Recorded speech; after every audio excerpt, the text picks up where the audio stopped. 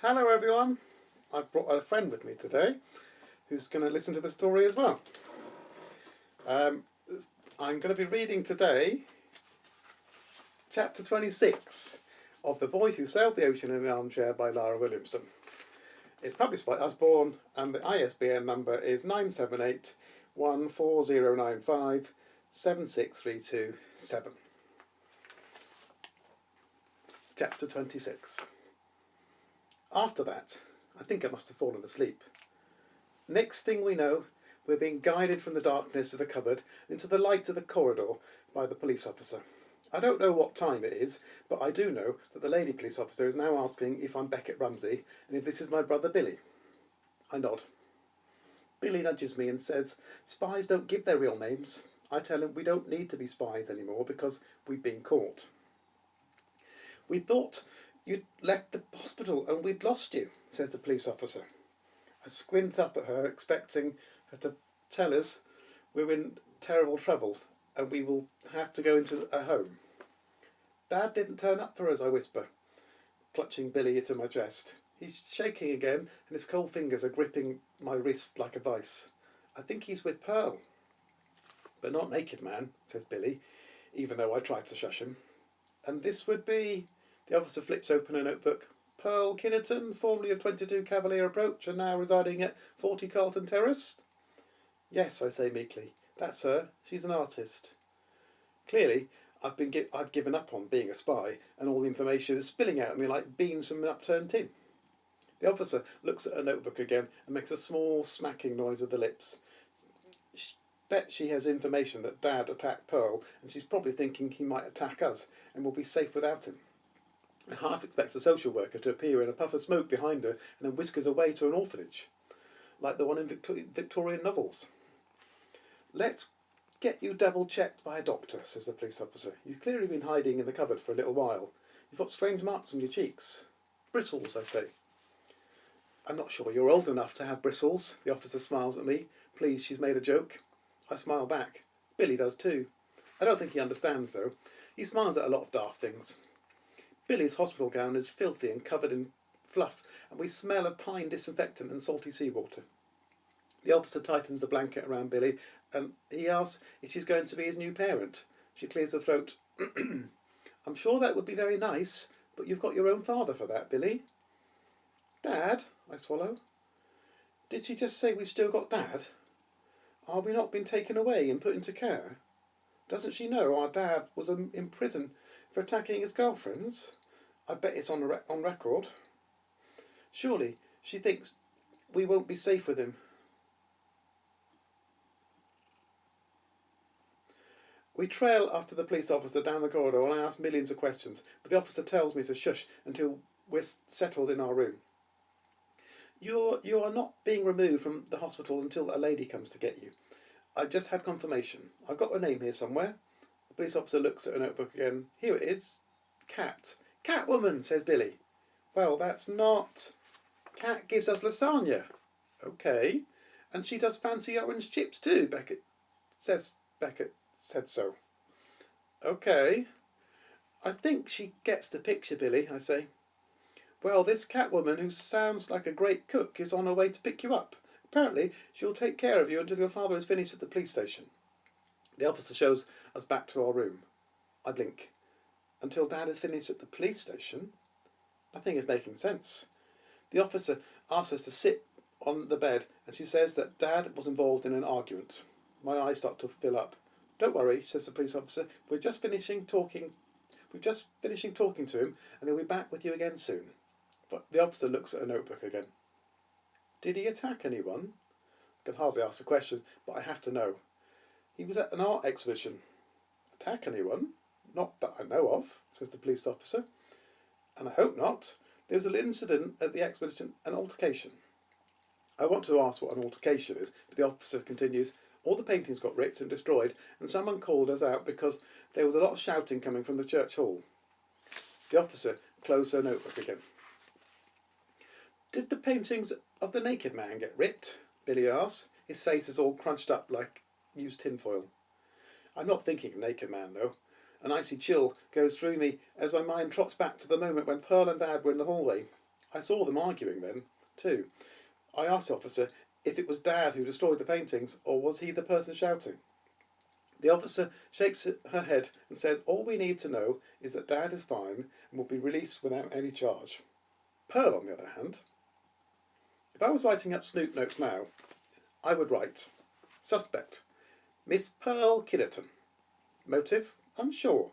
Could it be jealousy? Was Pearl so angry that Dad had a life before her with Mum?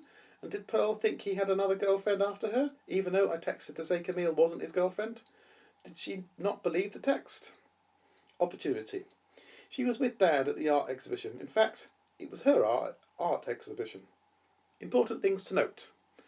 Aggressive nature was seen by me in the hallway. Pearl had Dad by the wrist and her face was twisted, and it was almost as if she was surrounded by a horrible black cloud of anger.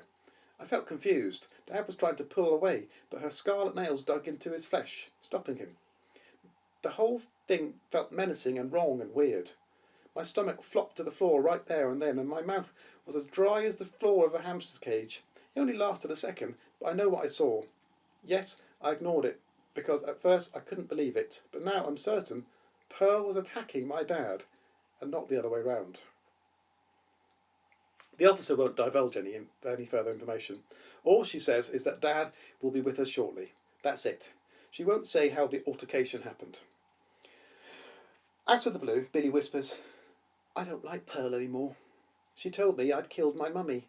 It made me sad. The officer stops and looks at him. I have to explain that Mum died in childbirth, and I can see the officer visibly relaxing, that there isn't another crime to deal with. She reminds us that we must never mess about with the harbour again. It's dangerous, she says, flicking her eyes toward Billy. He mentions Brian, and the officer asks if there was another person lost in the water. Her hands are already on her radio.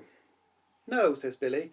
He was my snail, and it was very dark down there, and I didn't see any beautiful creatures, but Beckett says the beautiful creature saw me. And I saw Mum. She gave you the bubbles of life, I point out. Then I saw heaven, says Billy. If Billy doesn't stop talking soon, the police officer is going to take us away for being totally crazy. I laugh nervously and say Billy's being sad, but he insists he isn't. First of all, I saw the darkness, and then I saw heaven, he repeats. As I titter with fear, there's a small knock on the door. In walks Kat, and I'm so happy to see her. We both run to her and cover her in hugs, and she smells of wet grass and roses all rolled into one. She tells us she was so worried when she got a call from Dad, and he was in a police station, but he explained everything. He said the hospital had also left him messages, and she was to come and pick us up while he was finishing up at the station. The police officer smiles and says that the three of us can go home straight away. Oh, Catwoman, exclaims Billy after he practically hugged the life out of her. You came for us. Excuse me? Kat stares at him. You came, says Billy nervously. You did come for us. No, what was the bit before that? Catwoman? She laughs for so long that tears run down her cheeks in tiny rivulets. Even the police officer looks amused. I repeat, Catwoman, and look at her quizzically.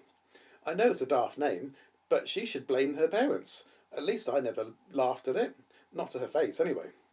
The police officer eventually puts her notebook back in her pocket as Kat stops laughing long enough to be able to speak. It's not Catwoman, she says, swallowing back more laughter. It's Cat Womack. Cat, short for Catherine. I'm afraid I'm not remotely like Catwoman, even though I wish I was. What gave you that idea? I thought it said that on your door label, I replied, squirming. I'm good with a pair of hairdressing scissors, but I use this with a pen. My handwriting is terrible, Cat grins. Have you been calling me Catwoman all this time? Nope, I reply, lying, as if. Billy laughs and says it was my fault for getting her name wrong. Cat tickles him in the ribs and says she's so glad to see he finds it funny. I love Cat for that. We went to Cat's flat so we could get cleaned up and get something to eat. And on the way, Cat put on the radio and we all sang along to the songs. Cat made us a quality dinner at her flat. Potato smiley faces, chicken goujons and corn on the cob drizzled with chilli butter. Billy dribbled butter all over the carpet, but Cat didn't get angry. It was ace. Now we're picking up Dad, and he's sitting waiting for us outside the police station. When we arrive, he says he was so worried about us and we're never to lean over the harbour again. If I lost you two, my life wouldn't be worth living, he says, grabbing us both into a massive hug. You're my everything. Dad asked why I didn't ring him before the hospital did. when it happened, and I say my mobile fell in the water along with my paper cranes. When we all climb into Kat's car, Dad sighs and says, "What a day it's been. I didn't mean it to turn out like that. I'm just glad you two are okay." I say I'm just glad Dad's okay. When we get back to the flat and say our goodbyes to Kat, Dad asks Billy to watch TV for a bit, which in my mind translates to, "I want to talk to Beckett alone again." "You know, don't you?" Dad sighs, closing the kitchen door so Billy can't hear the conversation. I nod. "I saw Pearl grab your wrist in the hallway. I felt funny inside because I thought she did it to hurt you. I just couldn't figure it out, Dad. I was confused. Why would Pearl want to do that?" Dad fills the kettle and pulls out a chair and sits down. "I was confused too, son. Pearl was the loveliest person most of the time. I don't want to make you think she was all bad, because nothing is ever black and white in this world. But Pearl had a temper, and lots of little things would set her off, and it was as if a switch had been flicked. When that happened, she got so angry, and it would spill out from destroying things in the house to attacking me. At times she'd hurt with words, and other times she'd lash out, scratch me with her nails, push me." "It's wrong to hurt people," I whisper. "Yes," says Dad, and I lied about everything because I felt awful about it. Whenever Pearl lashed out, she said it was my fault because I made her angry. Sometimes I wondered if she was right. Afterwards, she'd always say she was sorry that it happened, but I drove her to it and I had to forgive her. So I did. I forgave her over and over, but I hated how we couldn't talk about Mum. In the end, it felt like I was treading on eggshells, and a big bloke like me can't do that for long because he'd only break them." "Why didn't you leave her sooner?" I asked. "Because I thought I loved her. But she didn't love me, not really. You don't hurt people that you love like that." I tried over and over to please her, but it was never going to work. In the end, the day we moved out, there was a massive argument. She was so angry she destroyed her own self-portrait, the one over the mantelpiece. You two were in bed and I was glad you were asleep and didn't hear her. After she'd gone storming off, I threw the portrait in the garden. I knew she'd come back after she'd cooled down, but I decided I needed to get it all out, and quick. I needed to leave her straight away, so I woke you both up, threw everything in boxes, and was in a van. I'd already organised a flat for us to go if we needed it. I'd left and didn't want to look back. "You should have told us." My voice is soft like candy floss. "I should have," replies Dad. "But you've been through so much. I thought I'd make it an adventure. Only it wasn't.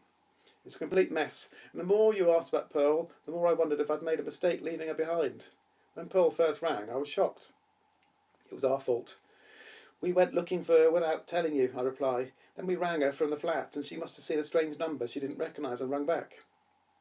"Nothing is your fault," says Dad. "And when Pearl turned up again, I thought it might work out if we both tried. I thought this was the right thing to do because you both needed her too. But that night, after the party, she attacked me and then rang the police and said it was the other way round. I felt so lost." "You weren't lost, Dad, because we were here." I swallow. "We were here with you." "I know," Dad smiles.